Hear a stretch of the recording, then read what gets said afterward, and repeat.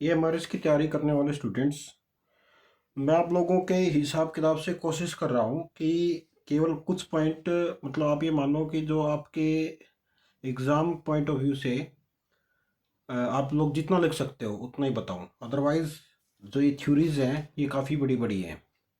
ठीक है। आज जो हम थ्योरी को डिस्कस करेंगे वो है continental drift theory. Continental drift theory वैसे अगर आप देखोगे तो ये काफ़ी बड़ी है। मगर आप लोग लिखना स्टार्ट करोगे तो यही थ्योरी आपका, ये मान के चलो, काफ़ी टाइम ले जाएगी। मगर हमने जो इसमें डिस्कस करेंगे वो इतना ही है कि आप आसानी से 4 नंबर के हिसाब किताब से लिख सकते हो।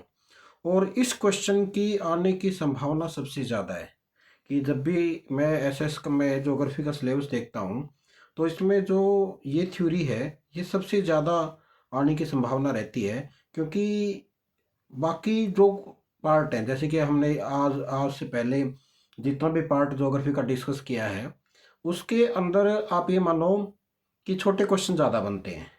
मगर ये वाली थ्योरी है, ये आपकी 4 नंबर में आ सकती है। अगर हम पूरे वर्ल्ड के मानचित्र को देखें तो हमें ये लगता है कि जी इसके अंदर कुछ ना कुछ सिमिलरिटी है। और 420 साल पहले अधिकांश जो ये वैज्ञानिक मानते थे कि महाद्वीप स्थिर हैं, चाहे वो दक्षिणी अमेरिका हो, अफ्रीका हो, ये सारे के सारों को जब हम एक दूसरे के नज़दीक ला के देखते हैं तो उनके अंदर बहुत सारी चीज़ें आपस में मिलती हैं। उसमें एक अब्राहम ऑर्टेलिस 1596, सर फ्रांसिस बैकन 1620 और एंटोनियो श्राइडर पेलिग्री 1858 जैसे विद्वानों ने दक्षिणी अमेरिका के पूर्वी तट और अफ्रीका के पश्चिमी तट के बीच एक जो दृश्य फिट है उसके ऊपर ध्यान दिया। उन्होंने क्या देखा कि जी दक्षिणी अमेरिका और अफ्रीका, अगर हम इनको आपस में मिलाएं तो इनके जो उभार हैं और धसाव है उनको हम अच्छी प्रकार से फिट कर सकते हैं, जिसको हम जिग्सा फिट बोलते हैं। आप लोगों से क्वेश्चन पूछा जा सकता है कि जी जिग्सा फिट किससे संबंधित है, तो आप लोगों को ध्यान होना चाहिए कि जी जिग्सा फिट है वह आपके महाद्वीपीय विस्थापन सिद्धांत या कॉन्टिनेंटल ड्रिफ्ट थ्योरी जिसको इंग्लिश में बोलते हैं उससे संबंधित है। ठीक। एक है Alfred Wegener, Alfred Lothar Wagner एक जर्मन मौसम विज्ञानी और खगोल विज्ञानी था। उन्होंने 1912 के अंदर महाद्वीपीय जो विस्थापन है, ये बहाव सिद्धांत है, उसको प्रस्तुत किया, जिसमें उसने एक सुझाव दिया कि पुराने समय में ऐसा हो सकता है कि महाद्वीप एक ही भाग में होते थे, जिसको उसने पेंजिया बोला। और इसके चारों तरफ एक समुद्र होता था जिसको पेंथालासा के नाम से जानते थे। लैंड पार्ट पेंजिया और ओशन पार्ट उसको पेंथालासा के नाम से जानते थे। इससे पहले कि वो टूटकर अलग हो जाए, वो अपनी वर्तमान स्थिति में आ गए। 1915 में उन्होंने जो अपनी एक पुस्तक है the origin of continents and ocean, 1915 में वो अपनी पुस्तक the origin of continent and ocean में इसका विस्तार पूर्वक वर्णन किया। तो आप लोगों से पूछा जा सकता है जी ऐसी कौन सी बुक है जिसके अंदर कॉन्टिनेंटल ड्रिफ्ट थ्योरी बताई गई है, तो आप लोगों को बताना है कि वह है the origin of continental and ocean. ठीक है। अब महाद्वीपीय बहाव का सिद्धांत ये क्या कहता है? वैगनर ने एक प्रस्तावित किया कि सभी महाद्वीप एक विशाल सुपर महाद्वीप के साथ जुड़े हो सकते थे, जिसको उसने पेंजिया के नाम से पेंजिया का नाम दिया, जिसका जो अर्थ है वो है सभी प्रकार की भूमि, जो लगभग लगभग आज से 300 मिलियन वर्ष पहले पेंथालासा जिसको सभी समुद्र बोलते हैं नामक एक उथले महासागर से घिरा हुआ था।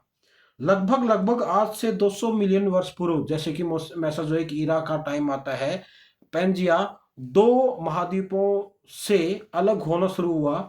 उत्तर में लारेशिया, लारेशिया के अंदर जो देश आते थे, उत्तरी अमेरिका, यूरोप, ग्रीनलैंड और भारत को छोड़ के एशिया, और दक्षिण में गोंडवाना लैंड, जिसमें दक्षिणी America, Africa, Bharat, Australia, New Zealand और अंटार्कटिका आते थे। ऑस्ट्रेलिया है वो भारत का हिस्सा माना जाता था। वैगनर ने महाद्वीपों को ध्रुवों से दूर गति को पोल फ्लक्चुएट या ध्रुव वांडरिंग, पोलर वांडरिंग ध्रुव भाग ने कहा, जिसके परिणाम स्वरूप महाद्वीपों की जो आधुनिक स्थिति है और जो पर्वतों की श्रृंखला है उसके निर्माण में एक नई व्याख्या प्रदान करने की कोशिश की गई। ठीक है, जिसमें क्या है कि जी पोलर चले गए या पोल्स लगातार घूमते घूमते आगे की तरफ चले गए, तो इस प्रकार की उसने अवधारणाएं दी हैं। ये आपके स्क्रीन के ऊपर एक मानचित्र है जिसमें जो येलो कलर दिखाई दे रहा है ऊपर वाला उसको लारेशिया बोलते हैं, नीचे वाला पार्ट वेस्ट जो आपका साउथ अमेरिका है, अफ्रीका है, ऑस्ट्रेलिया है, ये सारे के सारे पार्ट नीचे वाले हैं गोंडवाना लैंड के रूप में देखने को मिलते हैं। कि आप लोग इसको, इससे थोड़ा सा आप लोगों को विजुलाइज आ जाएगा कि जी हाँ, ये पूरा का पूरा जो अर्थ है, ये अर्थ आपकी पेंजिया कहलाती है और इसके जो चारों तरफ समुद्र है नीले भाग में, ये आपका पेंथालेसा उस टाइम पे कहलाता था। बहाव की प्रक्रिया क्या थी? वैगनर ने यह सोचा कि कम घने महाद्वीप भारी उपसतह के ऊपर तैरते रहते, फ्लोट करते हैं। यह सुझाव देते हुए बहाव के लिए बड़ी मात्रा में ऊर्जा की आवश्यकता होगी और उस ऊर्जा को भी उसने डिफाइन करने की कोशिश की। ठीक है, उसने बहाव प्रक्रिया को इटोवोस या ध्रुव भाग ने अपकेंद्री बल, अपकेंद्री बल का मतलब होता है कि जो आपके अंदर से बाहर की तरफ आते जाते हैं और बाहरी ज्वारीय बल से जोड़ने का प्रयास किया। कि जो आपका जो कन्वेंशनल करंट नीचे से आ रही है, या फिर आप ये कह सकते हो जी अब केंद्रीय बल है और जो आपका बाहरी ज्वारीय बल है, उसकी वजह से इन महाद्वीपों के अंदर विस्थापन स्टार्ट हुआ। यह मानते हुए कि पृथ्वी के घूर्णन से उत्पन्न, पृथ्वी अपने एक्सिस के चारों तरफ घूम रही है पश्चिम से पूर्व की तरफ, तो उसकी वजह से जो अपकेंद्रीय बल है महाद्वीपों को भूमध्य रेखा की ओर धकेलता है। वैगनर ने यह भी सुझाव दिया था कि अमेरिका का पश्चिमी बहाव जो आपका ज्वारीय बल है, जिसको हम चंद्र सौर खिंचाव बोलते हैं, से जुड़ा हुआ था। हालांकि इसकी जो फ्लोटिंग है बहाव तंत्र है के बारे में बहुत सारे जो सवाल हैं वो आज भी अनआंसर्ड है, उनका आज भी हमें जवाब नहीं मिला है। तो आप लोगों को ये जो स्थिति दिख रही है जी, अफ्रीका है, साउथ अमेरिका है, इंडिया है और अंटार्कटिका है और एक तरफ ऑस्ट्रेलिया है, ये आपका उसका पार्ट है, उसका गोंडवाना लैंड का पार्ट है। ठीक है, जब हम आगे जाते हैं तो इस कंडीशन में ये ग्रेविटेशनल पुल की बात कर रहे हैं कि जी इसकी वजह से जो आप लोग देख रहे हो मानचित्र के अंदर, अफ्रीका से जो आपका साउथ अमेरिका है वह मून और सन की वजह से लगातार इससे दूर विस्थापित होता चला गया। तो आप लोग इस डायग्राम से अच्छी तरह से समझ जाओगे जी हाँ किस प्रकार से मूवमेंट होती है। और ये है आपके टाइडल फोर्स है, सेंट्रीफ्यूगल फोर्स है, ड्रिफ्टिंग ऑफ कॉन्टिनेंट्स है। ये आप लोगों को ये चीज़ बता रही है कि किस प्रकार से उस समय के अंदर जो अलग अलग समय में अलग अलग महाद्वीप एक दूसरे से दूर जाने की कोशिश कर रहे हैं। तो उन चीज़ों को आप लोग क्या कर सकते हो, देख सकते हो इस मानचित्र के माध्यम से। ठीक है, अब उनके सिद्धांत को एक असंभव परिकल्पना क्यों माना? सबसे मेन, जितने भी वैगनर के समकालीन वैज्ञानिक थे उन्होंने इस सिद्धांत को आसानी से स्वीकार नहीं किया। उसका जो सबसे बड़ा रीजन ये था क्योंकि महाद्वीपों की जो इतने बड़े बड़े लैंड मास हैं उनकी गति, भाई उनका जो मूवमेंट है उस चीज को साबित करने के लिए वैगनर महोदय कोई भी ठोस कारण नहीं बता पाया।